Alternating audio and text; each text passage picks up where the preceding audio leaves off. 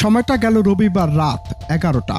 যুবক আব্দুল আওয়ালের সঙ্গে স্থানীয় শাহিদা খাতুনের পরকীয়ার অভিযোগ ওঠে। বিষয়টি পারিবারিকভাবে সমাধান করতে একাধিকবার সালিশি বৈঠক হয়, কিন্তু কোনো ফল না হলে রবিবার রাত 11টায় আবারও সালিশে বসে দুই পক্ষ। কিন্তু সালিশ মেয়ে পক্ষের মনমতো না হওয়ায় ঘটে বিপত্তি। সালিশ শেষে বাড়ি ফেরার সময় পরকীয়া অভিযুক্ত ছেলে এবং বাবা আনিসুর রহমানের উপর লাঠিসোঁটা নিয়ে হামলা করে মেয়ের পরিবার। মুহূর্তে মাটিতে লুটিয়ে পড়লেন বাবা আনিসুর রহমান, চলে গেলেন না ফেরার দেশে। শুনতে অবাক লাগলো এমন ন্যাক্কারজনক ঘটনা চাঁপাইনবাবগঞ্জের শিবগঞ্জ পৌর এলাকার কোটবাজারের। একটা মেয়ে লিলিয়ে সূত্র হয়ে ছেলেটাকে 1,60,000 জরিমানা করেছিল।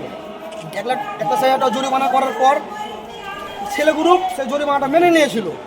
মানে বিচার হয়ে যাওয়ার পর 2 মিনিট পর বাইরে যেমনি বলছে তেমনি ফের কিন্তু ওরা আবার মেরেছিল। যখন মেরেছিল তখন ফের আবার কিছুদিন যাওয়ার পর ছেলেটা 10-15 দিন মেডিকেলে ভর্তি হয়েছিল। ফের আবার একটা মীমাংসার কথা হয়েছিল। কথা হয়ে আজকে বলেছিল যে মেয়ে গ্রুপ ফের আবার সময় নিয়েছিল। সময় নিয়ে ওরা যেমনি বাইরে আসছে কিছুটা আসছে আর ওরা 2-5 দিনের মেলে আসছিল আর ওরা 15-20 দিনে হয়ে ফের আবার মেরেছে। স্থানীয়রা জানান, ঘটনাস্থলে প্রাণ হারান আনিসুর রহমান। তিনি চাঁপাইনবাবগঞ্জের শিবগঞ্জ পৌর এলাকার দেওয়ান জায়গির গ্রামের মৃত জাফর আলী মিস্ত্রির ছেলে। মৃত ছেলের কথিত পরকীয়ার জেরে এই সংঘর্ষের সূত্রপাত বলে দাবি এলাকাবাসীর। দীর্ঘদিন ধরে বিষয়টি নিয়ে দুই পরিবার ও স্থানীয়দের মধ্যে টানাপোড়েন চলছিল, কিন্তু একটি পারিবারিক সমস্যার সমাধান খুঁজতে গিয়ে শেষ পর্যন্ত প্রাণ হারাতে হলো এক নিরীহ মানুষকে।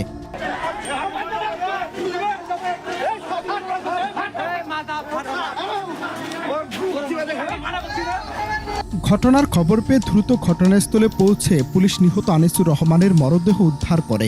পুলিশ জানায়, ঘটনার পর থেকে অভিযুক্ত নারীর পরিবারের সদস্যরা এলাকা ছেড়ে পালিয়ে গেছেন। তাদের গ্রেফতারের অভিযান শুরু হয়েছে এবং ঘটনায় প্রকৃত কারণ খতিয়ে দেখা হচ্ছে। ইনভেস্টিগেশন হচ্ছে, আমরা আসামি ধরানোর চেষ্টা করছি। অলরেডি আমাদের যারা সিভিলে আছে আমরা সিভিলের লোক লাগিয়েছি, আমরা আসামি ধরার চেষ্টা করছি।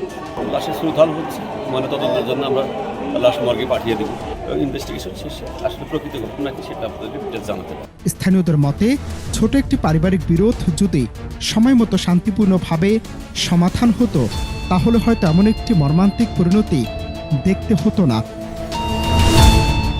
অনন্ত হাসান মাসুদ, বাংলা টিভি।